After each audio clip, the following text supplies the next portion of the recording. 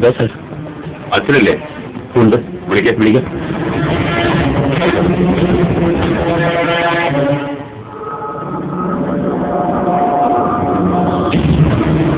Good morning madam. Good morning. എന്നാ വിശേഷിച്ച്? ഇവിടെ ഉണ്ടായിരുന്ന കുഴിവെട്ടുകാരൻ ടോമിയെ കുറിച്ച് അറിയാനാണ് ഞങ്ങൾ വന്നത്. ഞാനും അയാളെ കുറിച്ച് കേട്ടിട്ടുള്ളൂ മാഡം. ഞാനവിടെ വന്നതിന് ശേഷം അയാളെ ഇങ്ങോട്ട് കണ്ടിട്ടില്ല. എവിടെ പോയി എന്ന് അന്വേഷിച്ചില്ലേ? ഇല്ല. ടോമയെ കിട്ടാത്തത് കൊണ്ട് കഴിഞ്ഞ ആഴ്ച ഇവിടെ ഒരു മരണം ഉണ്ടായപ്പോ ഇടവേളക്കാർ പുതിയൊരാളെ കൊണ്ടുവന്നു. അച്ഛൻ മുമ്പ് എപ്പോഴെങ്കിലും ഈ ടോമയെ കണ്ടിട്ടുണ്ടോ? ഇല്ല. ഞാൻ പറഞ്ഞല്ലോ മാഡം, ഞാൻ വരുന്നതിന് മുമ്പ് അയാൾ പോയി. അയാളെ കുറിച്ച് അറിയാൻ എന്താ ഫാദർ ഒരു മാർഗം? നമുക്ക് കുഞ്ഞിനോട് ചോദിക്കാം. കുഞ്ഞിനിവിടെ കൈക്കാരനായി കൂടിയിട്ട് കാലം കുറയായി. കുഞ്ഞിനെ എന്നാച്ചോ? ആ കുഴിവെട്ടുകാരൻ ടോമ ഇപ്പൊ എവിടെ ഉണ്ടെന്ന് തനിക്കറിയാവോ? ഇല്ലച്ചോ, ആ കൊട്ടക്കാരൻ മരിച്ചേ പിന്നെ ഇങ്ങോട്ട് കാണാനേ ഇല്ല. ഒരാളെ ഓർക്കാപ്പുറത്ത് കാണാതായ പിന്നെ അന്വേഷിക്കണ്ടേ കുഞ്ഞിനെ? അതല്ലേ മര്യാദ. ടോമയ്ക്ക് കൊട്ടക്കാട് അച്ഛനോട് ഒരുപാട് അടുപ്പമായിരുന്നു. അച്ഛൻ മരിച്ച സങ്കടം കൊണ്ടാ അയാൾ ഇങ്ങോട്ട് വരാത്തതെന്നാ ഞങ്ങളൊക്കെ വിചാരിച്ചത്. അതാ അന്വേഷിക്കാൻ പോകാഞ്ഞത്. അയാളുടെ ഫോട്ടോ എന്തെങ്കിലും ഇവിടെ ഉണ്ടാവുമോ? കഴിഞ്ഞ വർഷം ഞങ്ങൾ എല്ലാവരും കൂടെ ഒരു ഫോട്ടോ എടുത്തായിരുന്നു കൊട്ടക്കാട്ട് അച്ഛന്റെ ബർത്ത്ഡേക്ക്. അലമാരെ കാണുവച്ചു. ഞാൻ നോക്കട്ടെ മാഡം. കുഞ്ഞിനെ, ഈ ടോമ ആളെങ്ങനായിരുന്നു? ഒരു 5-6 വർഷം കൊണ്ട് എനിക്കറിയാം സാറേ. വലിയ കുഴപ്പക്കാരനൊന്നും അല്ലായിരുന്നു. അയാളുടെ വീട് എവിടെയാണെന്ന് അറിയാൻ മേല സാറേ. ഇവിടെ ഒരാളെ 5-6 വർഷത്തെ പരിചയമുണ്ടായിട്ടും അയാളുടെ വീട് എവിടെയാണെന്ന് തനിക്കറിയാൻ പാടില്ലേ? ഇല്ല സാറേ, ഞാൻ ചോദിച്ചിട്ടില്ല. താനൊക്കെ എന്ത് മനുഷ്യരാണോ?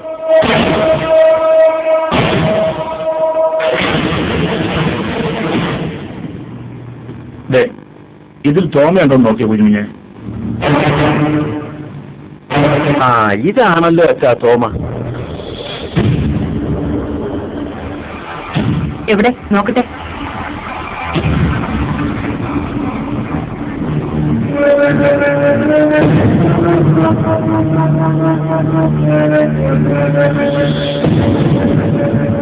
എന്താ മാഡം? മാഡം ടോമെ അറിയോ?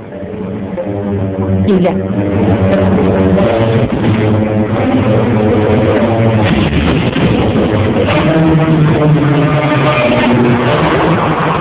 താന്നിക്കുന്നുമല പള്ളിയിലെ കുഴിവെട്ടുകാരനായ ടോമ എങ്ങനെ നിന്ന നിൽപ്പിൽ പാലാ സെന്റ് സേവിയേഴ്സ് ചർച്ചിലെ കുഴിവെട്ടുകാരനായി?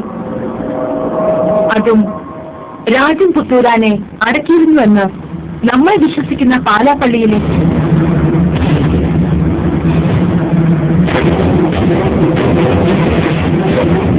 മിറക്കിൾ എന്ന വാക്കിനും ഒരു പരിധിയില്ല മാഡം.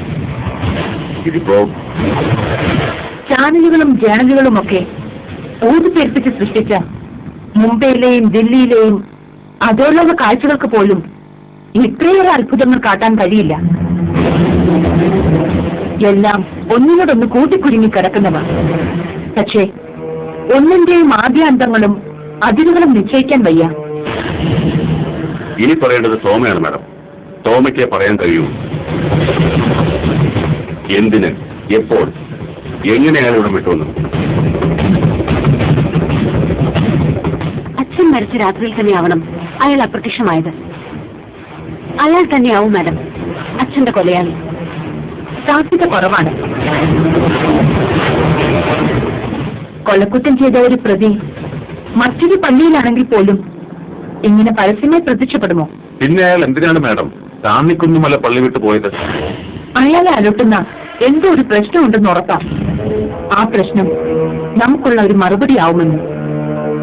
അപ്പൊ ഇനി ടോമയിലേക്ക് തന്നെ കുഴി വെട്ടി മൂടിയ സത്യങ്ങളുടെ നിജസ്ഥിതി തേടി സെന്റ് സേവിയേഴ്സ് ചർച്ചിലേക്ക്. An immediate, unexpected attack. എന്തെങ്കിലും വിവരം കിട്ടിയോ ഫാദർ?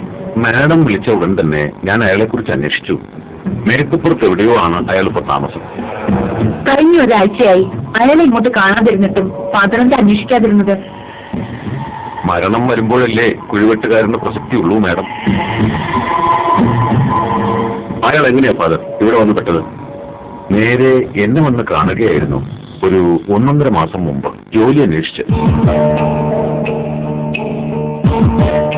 മുമ്പ് തെക്കേതോ പള്ളിയിലെ കുഴിവെട്ടുകാരനായിരുന്നെന്നും ഇപ്പൊ തെക്കുംപുറത്താണ് താമസമെന്നും പറഞ്ഞു. കുഴിവെട്ടുകാരൻ ചാണ്ടി മരിച്ച ശേഷം ആ ജോലിക്ക് ആളില്ലാതെ വിഷമിക്കുകയായിരുന്നു. അപ്പോഴയാൾ വന്ന് ചാടിയത്.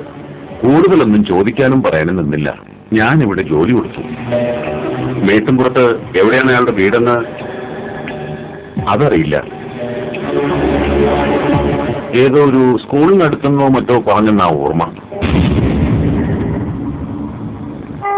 എന്താ മാഡം അയാള്